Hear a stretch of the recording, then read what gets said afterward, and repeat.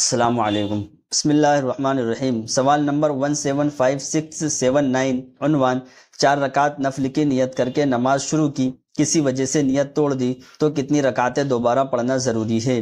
سوال: کیا فرماتے ہیں مفتیان کرام اس مسئلے کے بارے میں کہ ایک شخص نے 4 رکعت نفل نماز کی نیت کی اور کسی وجہ سے نیت توڑ دی تو کیا اس شخص پر 4 رکعت نفل پڑھنا واجب ہے یا نہیں؟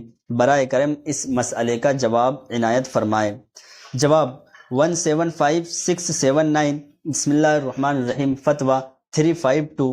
اگر 4 رکعت کی نیت سے نفل نماز شروع کی تھی، پھر 2 رکعت سے پہلے نیت توڑ دی تو صرف 2 رکعت کی قضا لازم ہوگی، 4 رکعت کی نہیں۔ قال ابن عابدین رحمہ اللہ، قولہ لزم نفلو ای لزم المزی فیہ حتی اذا افسدہ لزم قضاؤہ، ہی قضاؤہ رکعتین وان نوی اکثرا۔ رد المختار، صفحہ 474، جلد 2، زکریا دیوبند۔ واللہ تعالی اعلم۔ دارالفتاح، دارالعلوم دیوبند۔ السلام علیکم۔